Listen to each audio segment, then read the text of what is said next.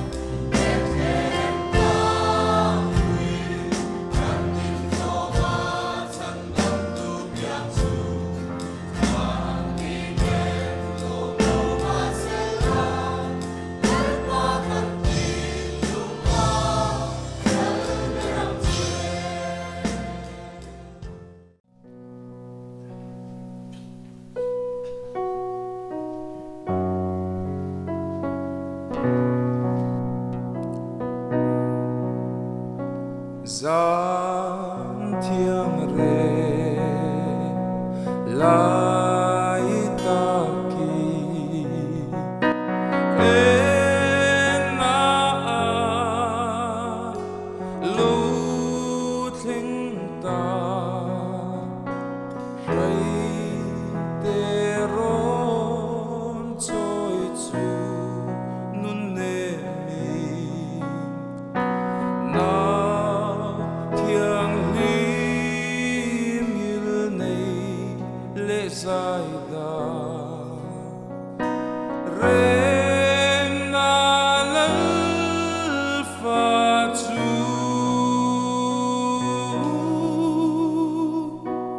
rem na lal fa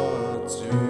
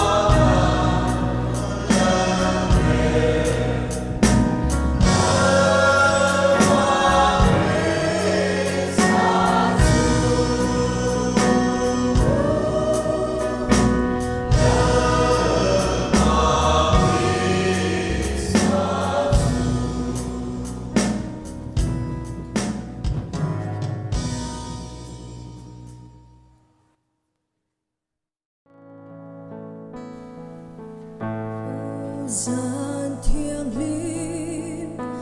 môi ta kinar si ane kan chan dang tu Krista lo piana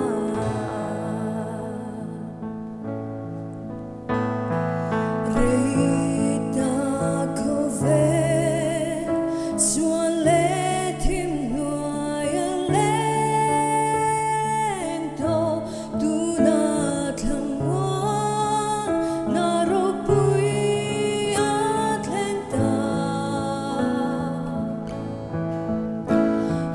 say not hurry,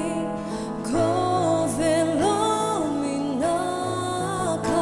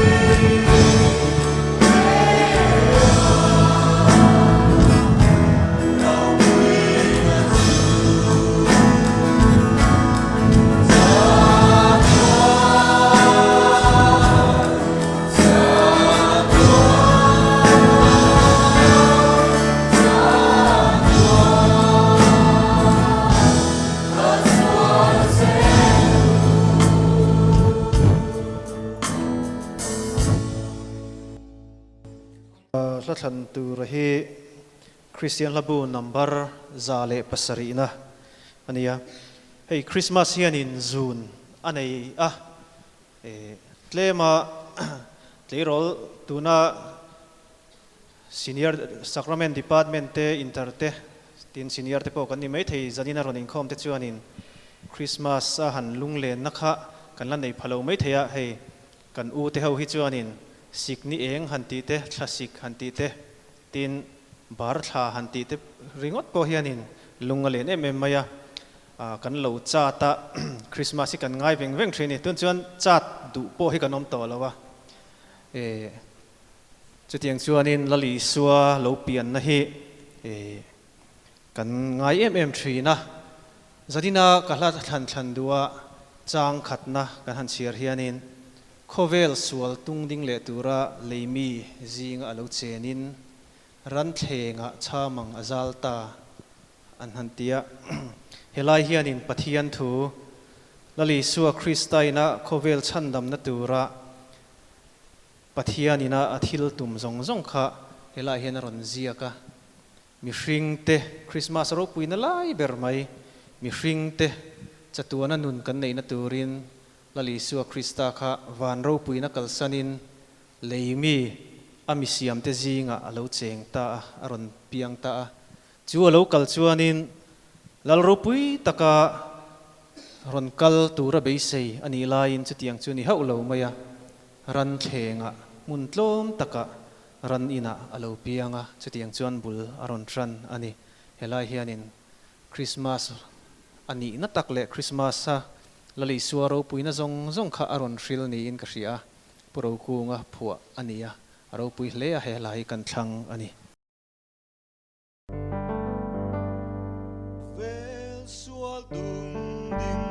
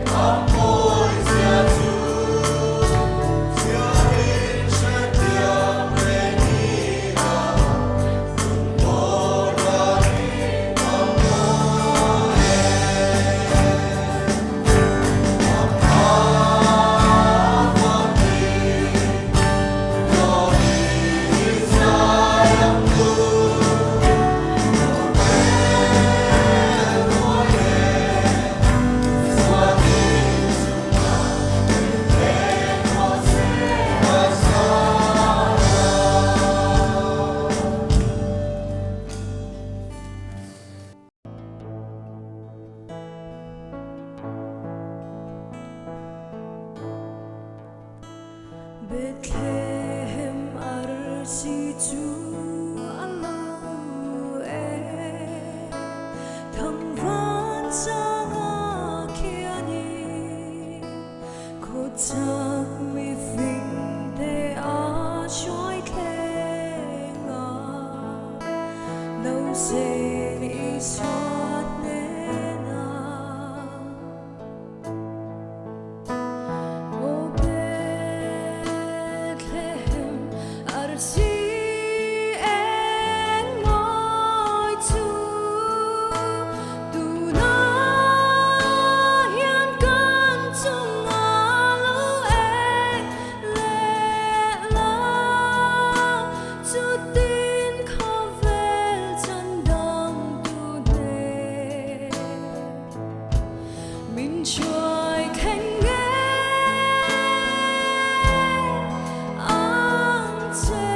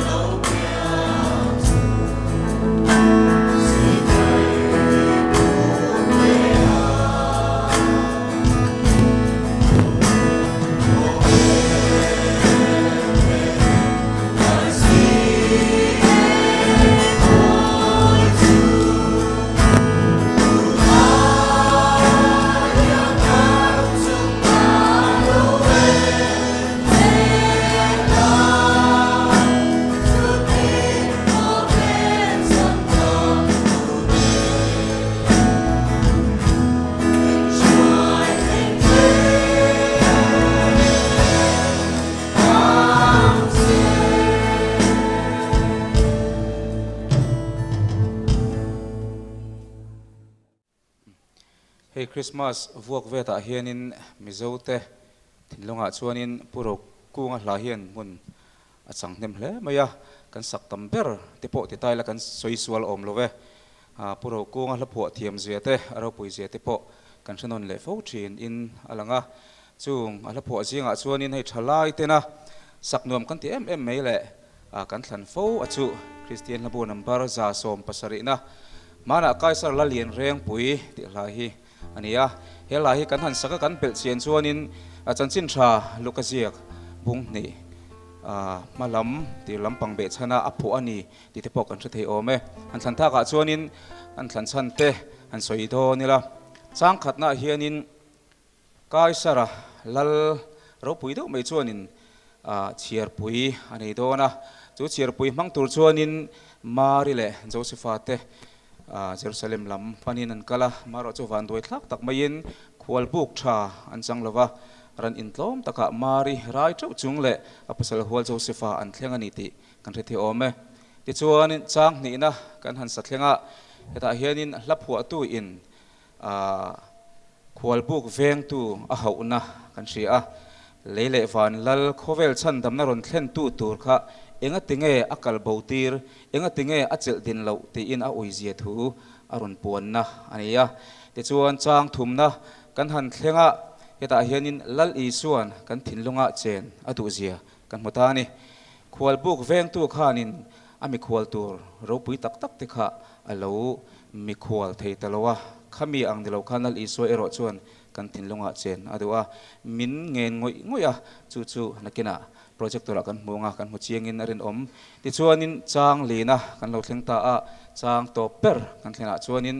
khual buk veng tu kha boy tak mai ania mi khual tam tak lo dong song tu lo chiu au tu ania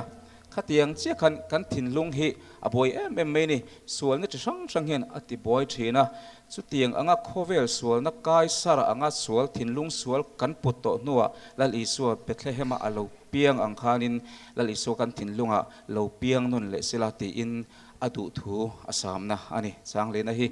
so wang chuanin he hla kan sak ruala kan thinlunga om tura kan du chu he naw piang lom turin thalai te kanin bo sei meka zan ina advance Christmas Fakna Inkhawm kan manga kanin bo sei na hi lal i so lom zong ani em lali soi kan thinlunga kan pian tir le em ti hla hi ngai to nun le ila chu tiang anga hun kan man thei nan zanin lal pan mal min som bok sela ti kha tu thu kan sam ni sela ti chuanin Christian lambo number za som pasari na mana ka sa la lian reng pui ti ka thinlung le ti tak zata satorin kan thlanga kan som bok chu ni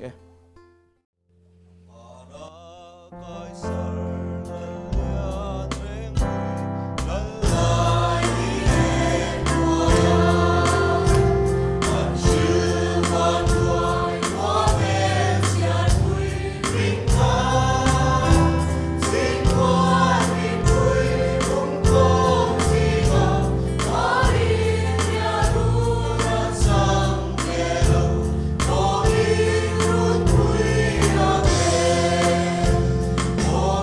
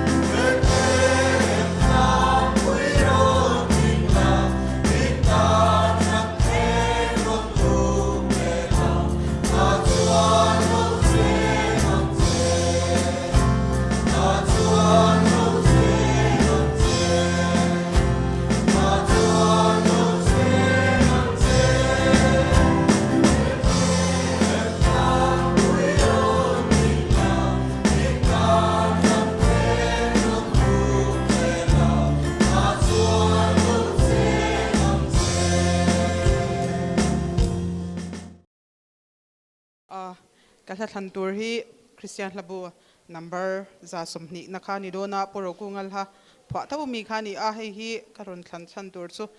lal solomon khan mangai deuh khani ya a mangai so na lung khale ni ma anu pui le a mei te po khanin eng tiang takin nge khanu la kha mel chania a mangai na chan kha an ri ruwa khan ngai tua china a chan na chu ka mangai chu sang som zinga khan a chaber ni ti a van mi pui tam tak atlan sa tlan sop ngai lo te nom la ya ke ni heti lai hmuna om India March hakami nanti tiang khatami te mizo chutiang apo tribal kan ni anga heti lai hmuna Iswa Krista chandam na kan lo chang hi aro pui ema chumi wang chuan he lai karon thlanga hlim le lom takin sa chewila ti kha karon soyani làm te po ni thung palang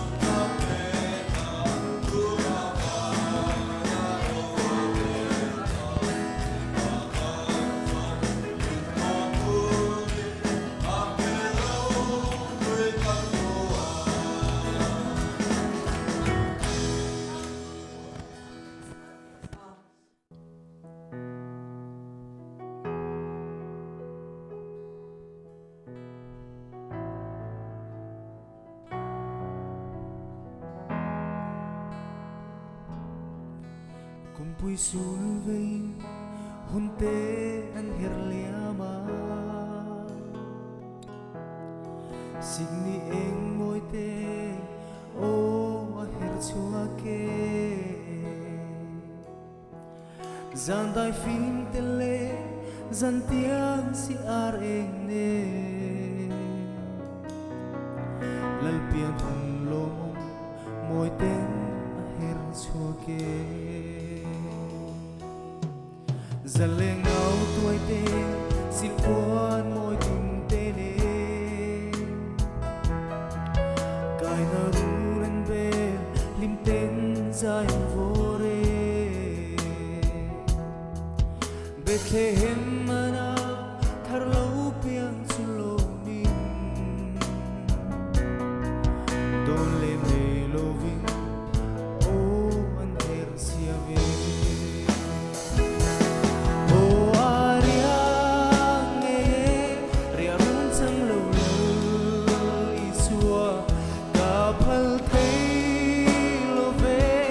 Azar